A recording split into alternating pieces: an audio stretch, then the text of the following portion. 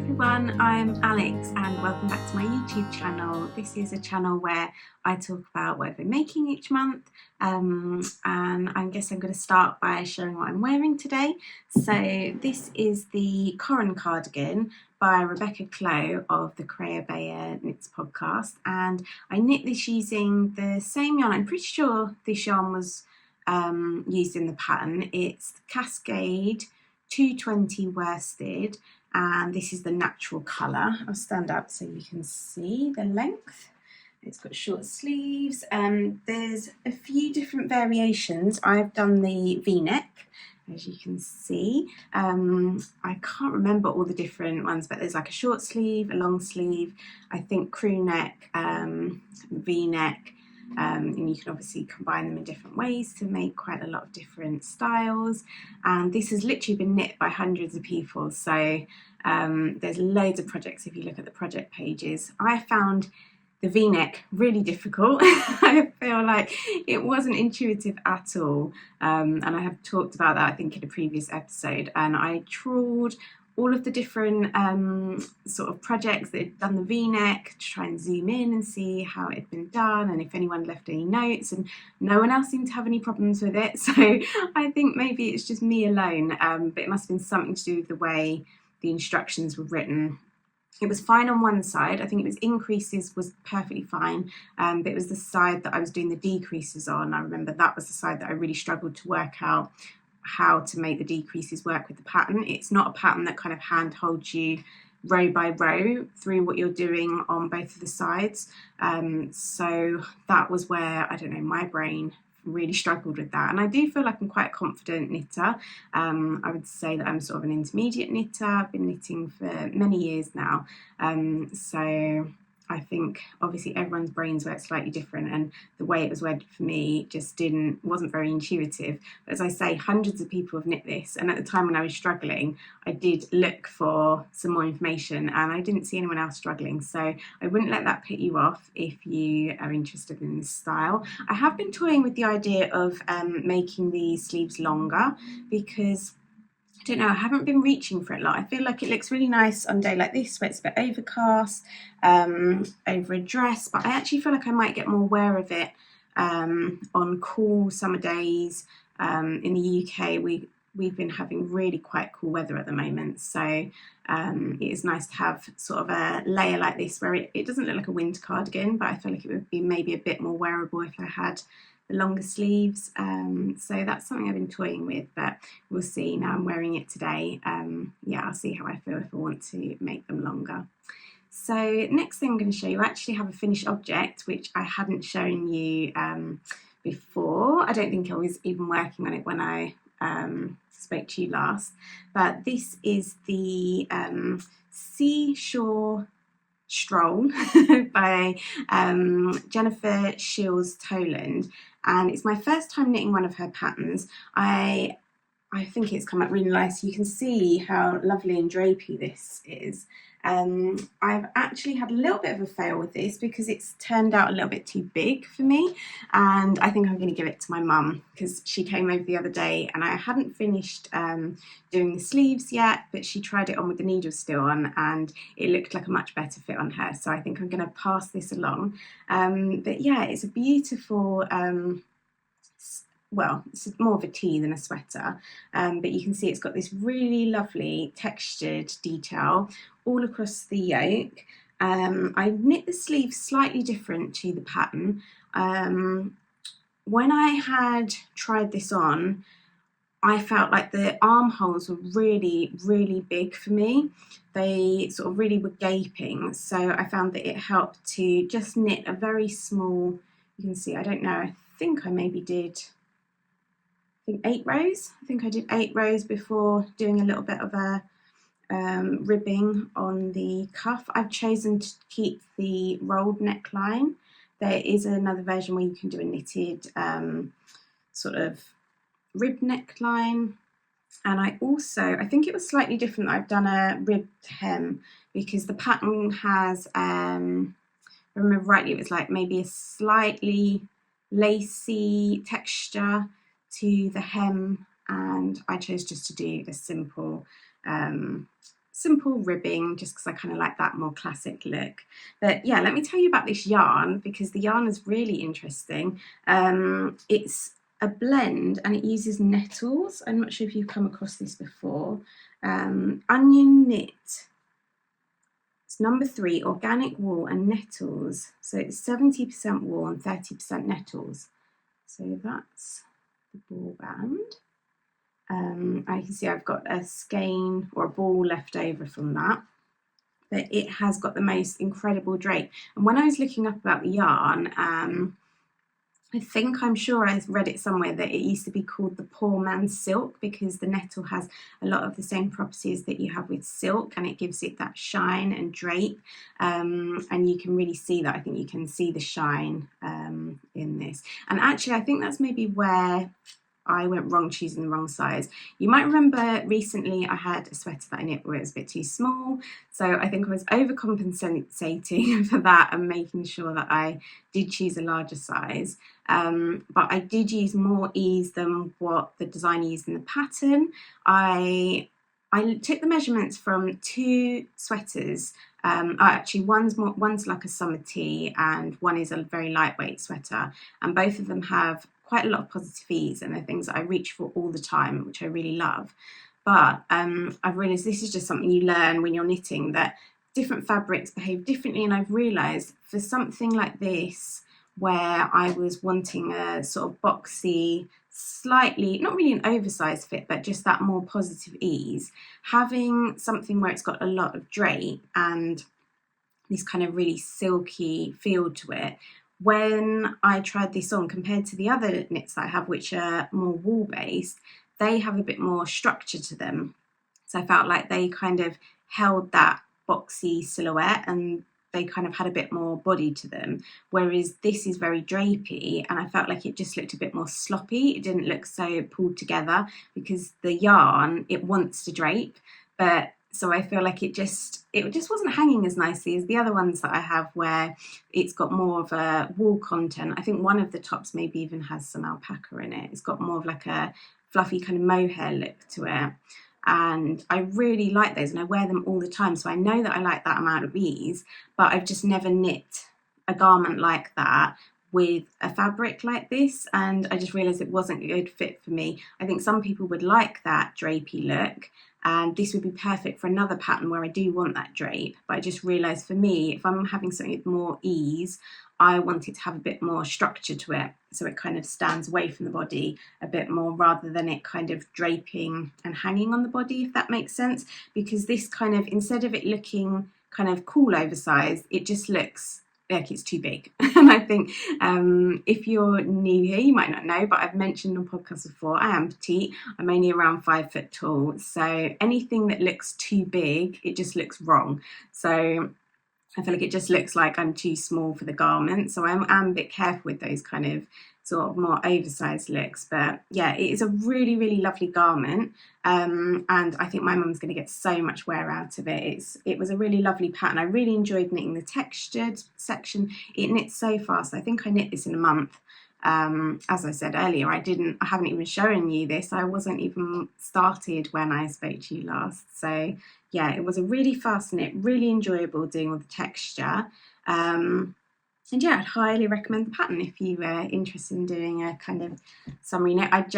If you using this yarn, the designer has, it wasn't the yarn that was using the pattern, but she has knit another sample using this yarn. She did it in black. So it looks really great on her. It was a really good choice, but I think I won't give exacts, but I feel like it was maybe in like the 2 to 4 inch range of ease that she used, and I think that would be great if you stuck with the designer. She knows what she's doing. Have a look at her version. I'll put a link actually in the show notes. If you're watching this, show notes will be below the video in the description box. I'll put a link to a post over on my blog, which will have everything that I talk about, all the yarns, patterns, anything like that. And I also have an email newsletter, so that's just for this podcast. So if you want to get show notes directly to your email, you can sign up below. I'll put the link, and basically anytime an episode goes live, straight away I send out an email, so you get a notification there's a new episode, and in that email I list everything that I talk about in the episode, so you've got all the links in the inbox. So that is something that I've been working on, and I think before I talk about, I don't know, where should I go? No, I'll talk about this one because it kind of follows on from garments. So this is in one of my newer project bags. I think I did show you this last time, but these are available in the shop now. My flying geese bags, because the pattern was designed on the very traditional flying geese quilt block. But in here, I've got the beginnings of a new project, and I've got a little swap. Oh, that's the ball that I've started. Let me show you the ball with the ball band. So I'm using a yarn I've used before. This is Filclana Peruvian Highland wool. It's a worsted weight, I believe. What does it say? So yeah, it's 16 to 20 stitches on like a 4 to 5 millimeter needle. And I'm using the colour 977, which I believe was called Marzipan Melange. And I actually chose this colour. I'll show you a picture of the top. It's kind of a cross between like a vest and a cardigan because it's sleeveless. So let me get up a bigger photo.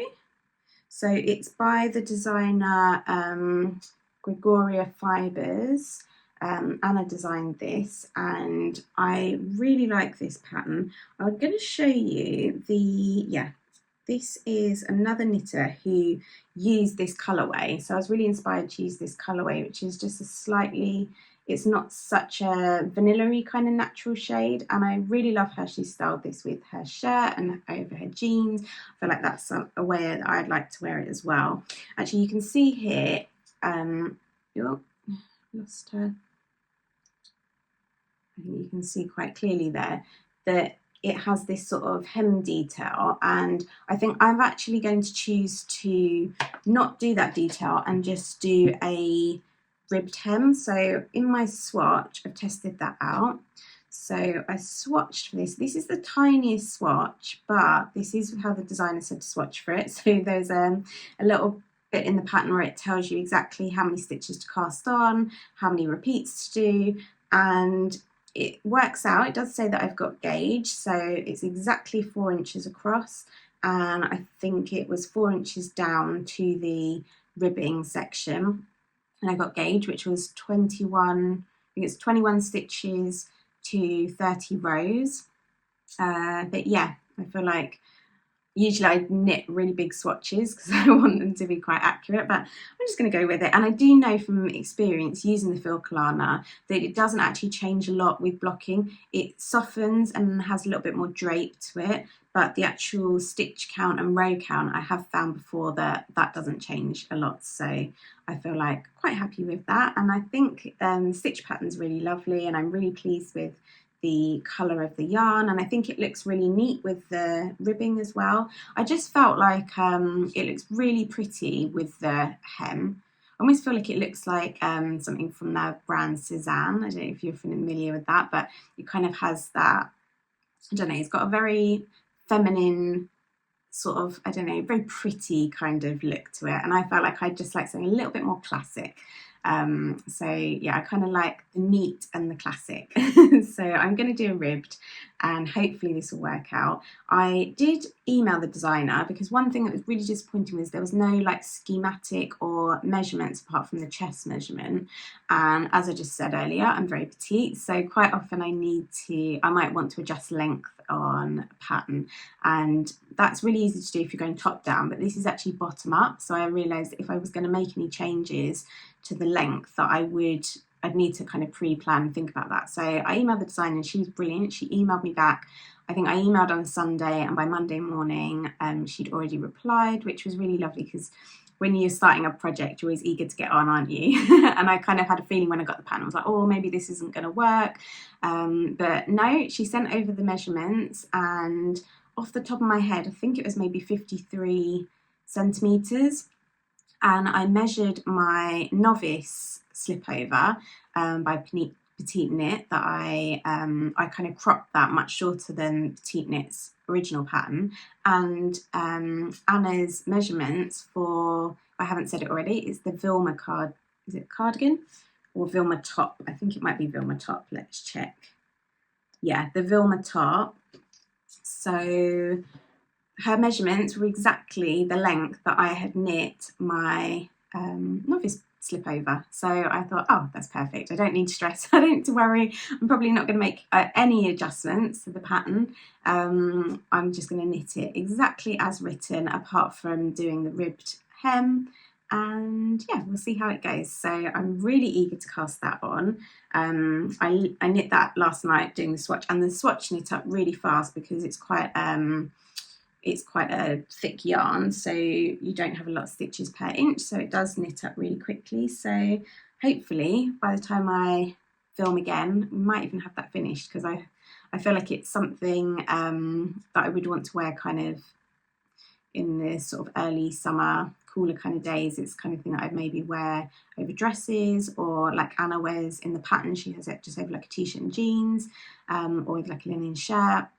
I feel like there's quite a few ways to wear it, but it definitely will work for winter as well. I feel it's the kind of thing when you're layering. So I'm very excited to have a new project cast on. And I'm realising, as I'm about to show you my next project, there is a real theme that everything I've got to show you today is like all in these very neutral colours. Even what I'm wearing today is very neutral. But yeah, I'll very quickly show you this, because basically this is the ARA Shaw by Andrea Mowry, and it should be a lot bigger. It should have, I think it even has a different kind of border, but this is a width that had been languishing for months and months and months. I don't know if I cast it on last year, it could have even been the summer before. It's knit using Fiberco Meadow, and I realised that rather than it sitting there, I wasn't feeling like working on it anymore, and I realised it's a really nice size if I just bound off. So I did a picot bind off, and I kind of feel like it's perfect as it is. It feels really nice to have it off the needles, out the project bag. I don't mind that I didn't do it to completion. I think it's very nice. It's so sort of super simple and lightweight. It's the kind of thing you literally could just throw over your shoulders if it was I don't know, something a bit more smarter kind of evening wear. I feel like if you just want something very delicate, this is the perfect thing. It's so lightweight, it's very warm. I can't remember what the composition of Meadow is. It is a very luxurious blend. You can maybe see it has a sort of slight halo. I think it might have some mohair. But yeah, I think it was one of the more luxurious blends, but it is a very fine yarn. I think that it maybe be classed as like a heavy lace weight. So it is very light, but look, it kind of goes so small. So it's the kind of thing that you really could throw in your bag.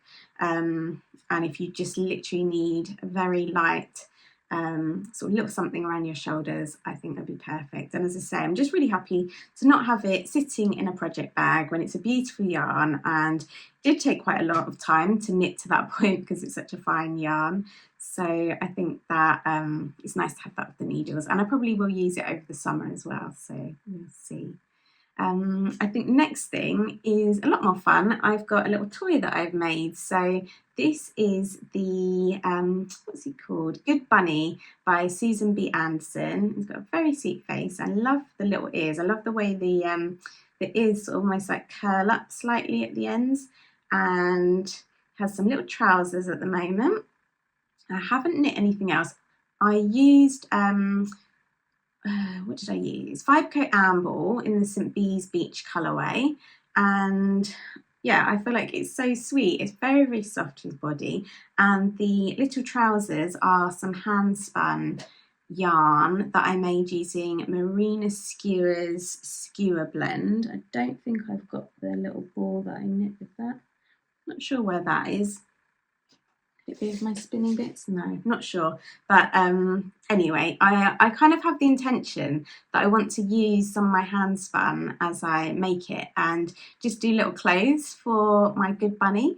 And I feel like that's such a good use, because quite often not always doing really large quantities of my hand spun, but it's nice to see how things knit up, see how what kind of fabric you get, and it's a very low commitment project to make clothes for little bunny. And I think his face turned out quite sweet. The face is always like the hardest bit to do if you've done toys. I feel like it's pretty sweet. But yeah, he's a very sweet little bunny, so very happy with how he turned out. And I actually used the leftovers for my Twinkle Twinkle baby blanket that I showed last time.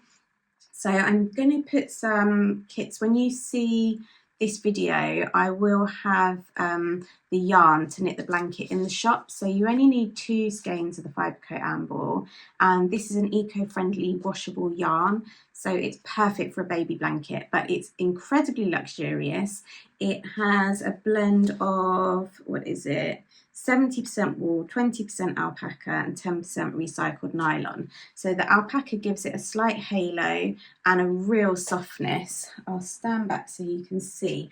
I won't talk too long about this because I did mention in my last episode all about this blanket. I was knitting it for Alpaca Evolution, which was a show that I did recently, and it's a very clever pattern because you start in the centre. So you start in the middle. It's a pattern by Helen Stewart of Curious Handmade, and you knit it on circular needles. So if you're familiar with shawl construction, it's basically that mirrored. So you start with your centre and then you sort of knitting and increasing as you get to each of these spines, and you can keep increasing as much as you want. And then in the pattern she has a more lacy border. I chose to just do a few rows of garter stitch, which I think is a really nice clean look. And yeah, it's perfect for a baby blanket because it does feel very nice, but it's also washable. And I think it makes a really lovely gift if there's any new babies in the family. I feel like I've knit 3, maybe 4 of these as gifts, and they're always really well received. They knit up really quite quickly. I think because you're starting off so small, it's not like other blankets where you kind of don't end up finishing them because you have those like hundreds and hundreds of stitches on the needles and they feel like they grow so slowly. This actually grows quite fast, like the first skein of yarn goes quickly. Those longer outside edges do start to take some time, but also because the nature of the blanket, if you're really knitting to a deadline and baby showers the next day, you can bind off wherever you are. So that's always a plus as well. If you're on a tight deadline, you can kind of try and make it as big as you can get it in time.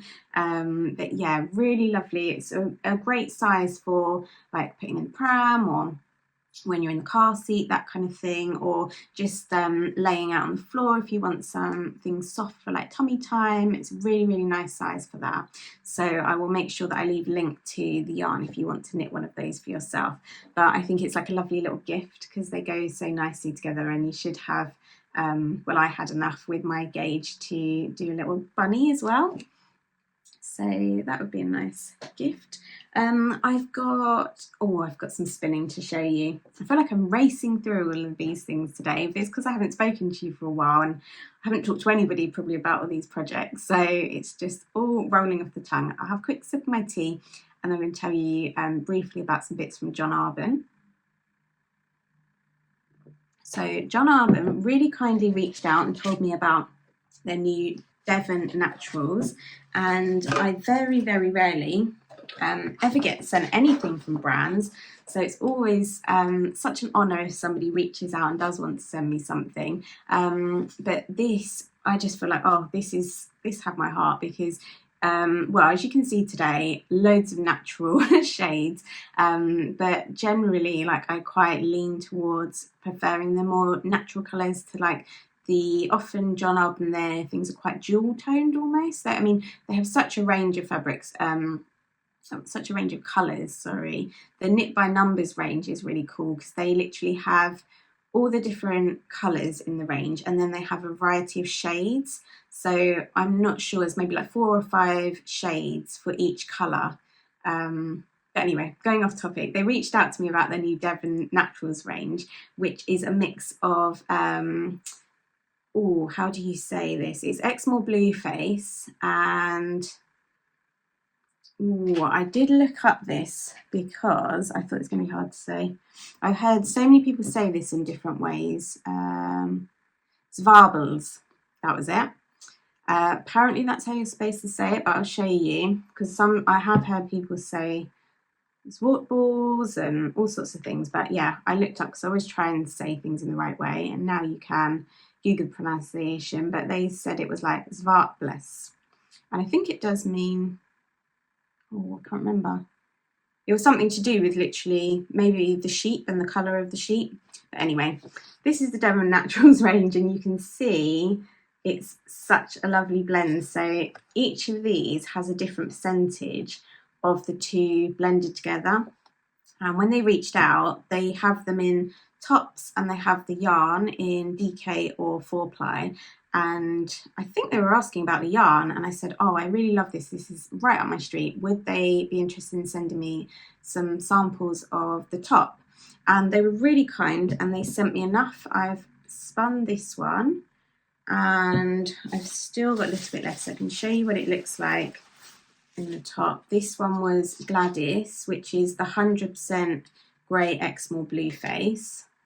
So that's what it looks like when it's ready to be spun. Let's see, oh, it drafts so beautifully. It was an absolute pleasure to spin this. I think maybe you can see a little bit where it's plied back there.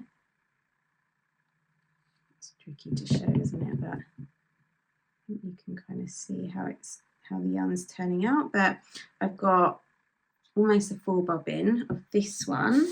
And then I also have one of the lighter shades. I think this might be Ethel. Is it Ethel? Yeah, Ethel. And this is 10% Zwarbles and 90% Exmoor Blueface. And this one's much lighter with like the very light streaks. As you say, it's only got the 10% of that grey Zwarbles. Doesn't that look lovely as well? So thank you to John Alvin for sending that. It was very happily received by me, and I'm really into my spinning, so any chance to try new fibres and new blends is sort of very welcome. But I particularly loved that they were in all these neutral colours, because that's what I love to spin the most. So got my spinning to keep myself going, and I think that might be everything, except I wanted to talk about my jeans. So I didn't make these jeans, but I thought it was worth showing these on the episode because I have altered these, and I found a brilliant tutorial basically to keep the hem. So I've shortened these, and if anyone has ever needed to take up a pair of trousers, it's fine if it's trousers, but for jeans, something like this, it's almost like this is like part of the whole look of the jeans is that they've got this kind of like distressed hem, and I really wanted to keep that because it just changes it. It makes jeans look a lot smarter if you obviously take that off, and I just was to have it hemmed with like a normal hem.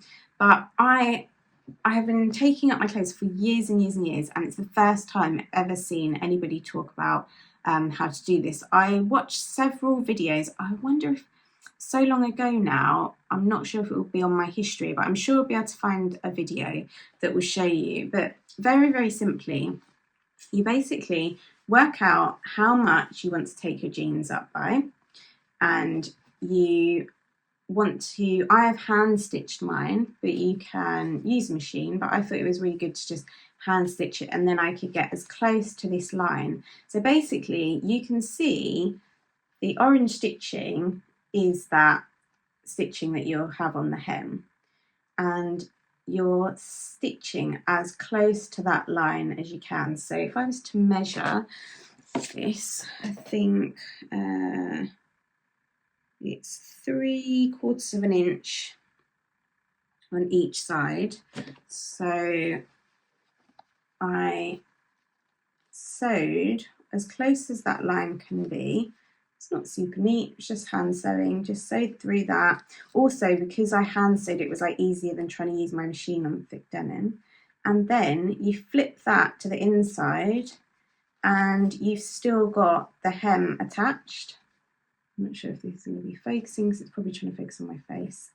Here we go, hopefully you can see that. But once you flip that to the inside, you see it's like, and you press, so you still kept that raw edge, and you can just press it down. And to be honest, I mean, up close you can maybe see that that it's sort of got that fold line, but honestly when you're wearing it you do not see that fold line, especially when they're pressed. But I really like that it keeps the orange stitching. You still got the hem. What more do you need if you're taking off a pair of jeans? So I thought it was really nice to just mention that, because I'm sure that's a little hack that so many of you could use. But yeah, I think I've spoken about everything today. If you want to check out the shop, as I said, I'm a project bag maker and I've got these new bags in the shop this month, so I'll put a link to that below, and everything I've talked about today will be in the show notes below the video. So I'm really happy that you could join me today, and I'll be back in a few more weeks to show you the progress on my Vilma top and yeah, any new projects that are on my needles. So I will see you then. Have a great week. Bye.